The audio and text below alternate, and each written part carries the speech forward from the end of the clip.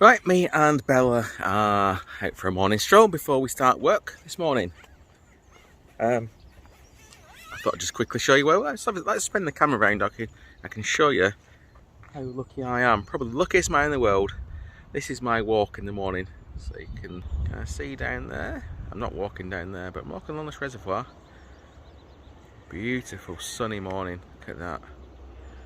So we've got a path all around the reservoir. So it takes about half an hour to walk round. It's the perfect distance, not even half an hour actually, 20 minutes maybe.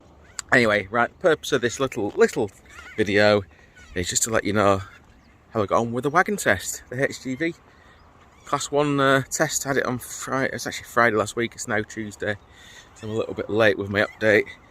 I think the last video, one of the last ones I posted, I was a little bit nervous about passing it. Just cutting across the bridge now. Actually, this reservoir, to make sure I don't drop my bloody phone in the water. But over there is underneath the water, there's like an old sunken bridge, an old stone arch bridge. I popped some pictures on it, but basically, when the water level of the reservoir is down, yeah, it exposes the bridge. So you can walk across the old bridge actually.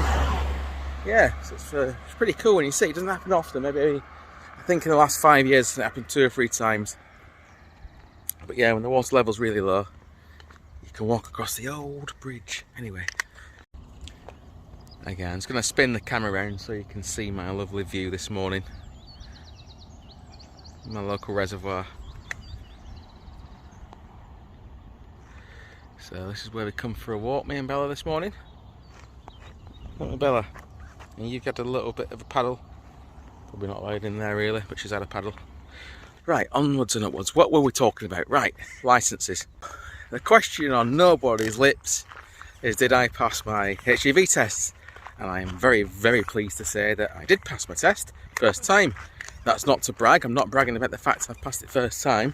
I'm bragging about the fact it hasn't cost me a fortune to keep taking retests, because if you fail these tests, it ain't cheap. You've got the retest fees, but you've also got to hire the truck again and a bit of instruction. So I'm most pleased if I wasn't bothered about failing, I was more bothered about the cost of having to do it again.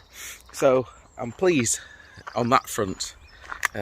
So I did pick up some minor faults, 3 minor faults.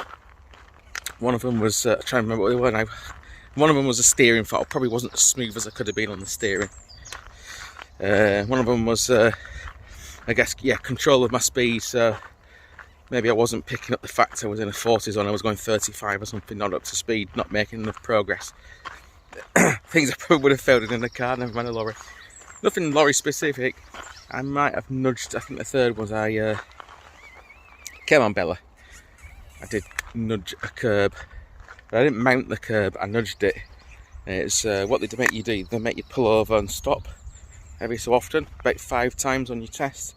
And I pulled over and stopped, but on the very last one, which happened to be right outside the bloody test centre, on the very, very last pull over and stop exercise, oh look, we've got a beach, look, a little beach. I slightly brushed the curb and I instantly thought I'd failed. I'd had what I considered to be a relatively perfect test all the way around. And lo and behold, as we were pulling back into the test centre, literally about 10 metres from the test centre where we pulled in, I nudged the curb, so I wasn't happy. But anyway, he didn't fail me. The examiner was obviously very generous with me on that one, and yeah, got a minor for it. So yeah, passed my test. So I'm pleased to say that. It's not a lot else to report really, other than, like I say, I'm very pleased that I did pass my test. Right, so there's not a lot to say other than that. So I think I'll wrap this video up now. I'll end by saying thank you for watching again. I probably need to come up with some tagline, don't I? Everyone has a tagline, don't they, on YouTube when they finish a video? I need to think of one, don't I, that's catchy, like a catchphrase. Yeah, 2 things. How to introduce a video and how to end a video in a bit more of a consistent fashion by just, rather than just saying, right, see you later. But anyway, see you later. Cut.